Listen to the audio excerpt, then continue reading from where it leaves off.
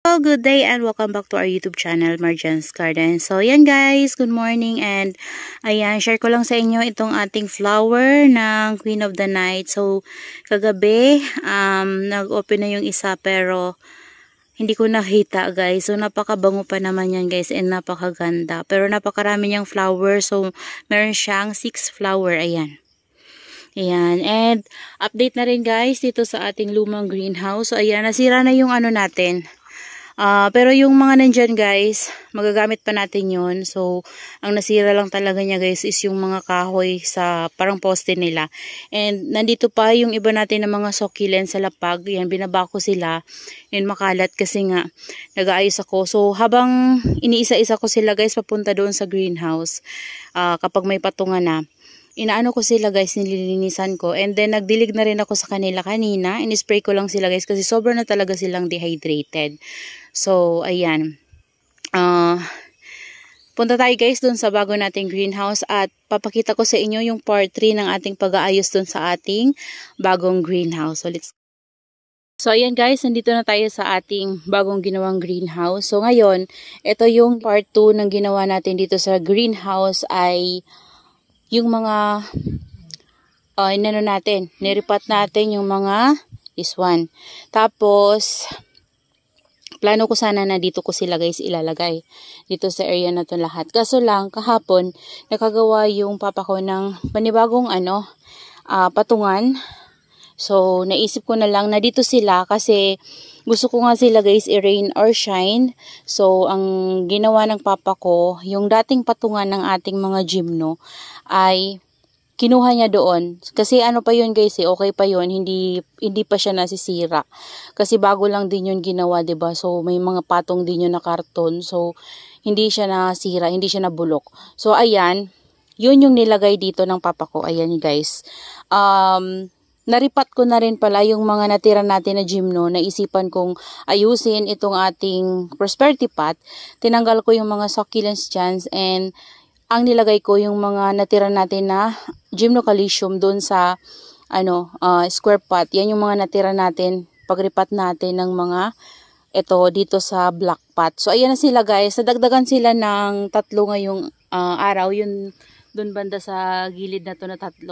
Kasi may nakuha ko na 3 pots doon sa loob. So nag-ayos kasi ako doon kanina. Kinuha ko yung ibang mga succulents and tinanggalan ko ng mga dry leaves. So nakakuha ako ng 3 pot na may laman pero nilipat ko sa ibang pot. So pirang pinagsama ko guys. So yun, nakakuha tayo ng 3 pot. So nilipat ko. So ayan guys, nakompleto ko na sila. And kakatapos ko lang din guys mag-graft.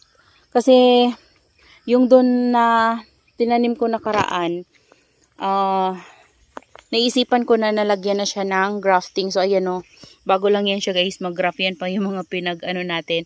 So, ito. Yung iba, meron siyang mga green-green. So, nilagyan ko na. And this one, napakaliit talaga. Kasi baby yan ito guys. Na ano siya, na sagi ko nung pagripat ko. So, nilagay ko na lang dyan para mapalaki pa siya at hindi siya mamatay. So, yan. Naka-graft ako ng 7 pieces. So, ito na yung mga una natin na nag-graft. Tapos, yung nandun sa plato, yung parang plato natin na may mga branches na ginraft ko, nandoon sa loob pa ng ating patungan. Yan, nandun banda sa loob. So, yan guys, aayusin ko yan. So, naisip ko na lang na succulents na lang yung ilalagay ko dyan kasi mahirap guys kapag nauulanan yung succulents natin, diba? So, ito, mahilig naman sila sa water. So, dito ko na lang sila nilagay sa labas para hindi na ako dilig ng dilig sa kanila. Ayan, tapos pinagsama-sama ko na yung mga nag-graft natin dyan. So, nakarami na rin tayo ng nag-graft, Ayan, yan yung mga nauna. So, ayan, pinagsama-sama ko yung mga black pot dito. And, yan guys, naisip ko na ilalagay yan namin dito banda sa area na to. Kasi, ito, partner siya dito. So, bali ito sa labas na to ng greenhouse. Ayan, so ito yung edge ng ating bubong and dito banda, dito natin ilalagay yung ating mga gymno. Maglalagay dito ng isa pang patungan papunta doon, tapos dito banda isang paganon ulit guys. Kasi dito natin ilalagay yung ating ibang mga cactus. Ayan, so yung dito banda ilalagay natin yung mga succulents kasi marami pa tayong mga succulents guys na naiwan doon sa loob ng ating lumang greenhouse. So nandun pa sila sa lapag, hindi ko pa sila nakukuha kasi wala pang patungan. So yun nga, kapag kukunin ko sila dapat may patungan na para safe na sila dito guys. Tapos kapag nililipat ko sila dito guys, talagang tinatanggalan ko na sila ng mga dry leaves. Yan, nililinisan ko na guys. Tapos didiligin ko yan sila guys. May dry na naman to. Yan.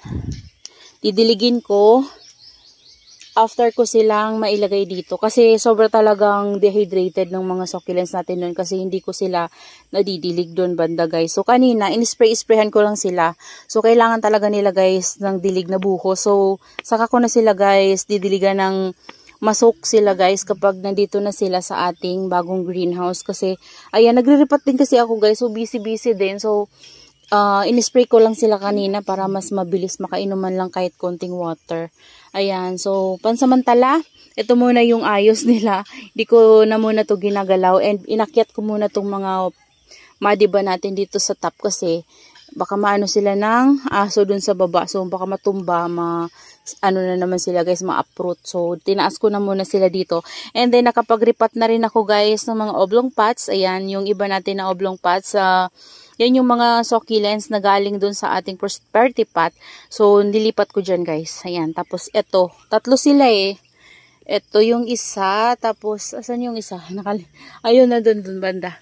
Ayan. Nandito si Amazing Grace. Tapos yung, ayan, kasama niya. Hindi ko na yan guys tinanggal kasi magkadikit na yan sila. So, pinagsama-sama ko na lang dyan. Mayroon pa tayong dalawang ayusin na oblong pot na dito sa ilalim. So, lilinisan ko yan sila guys kapag naayos ko na, tapos may patungan na tayong panibago. So, lalagyan ko yan sila ng mga bagong succulents para naman gumanda sila ulit guys. Yung mga nasa single pot natin na mga succulents ay ililipat natin sa mga ganyan pag samasamahin natin. And maglalagay ako ng carabao manure sa ano nila pot. So, ito nalagyan ko to kahapon. Silang tatlo. So, yan guys yung part 3 ng ating nagawa dito guys sa ating greenhouse. So, ito, inano ko muna guys kasi pinatong ko yung ating prosperity pot na isa kasi di ba mayroon tayong natira na ano yan, astrophytum. So, yun yung nilagay ko din guys sa isang prosperity pot. So, pinag-isipan ko pa kung dyan ba talaga siya ilalagay or dito na lang siguro sa side na to kapag nagawa na para partner sila guys. Ayan o. Diyan ko rin kasi ginagay yung isang prosperity pot natin na gymno yung nilagay ko. Tapos yung layer niya, nilagay ko yung ating daydream.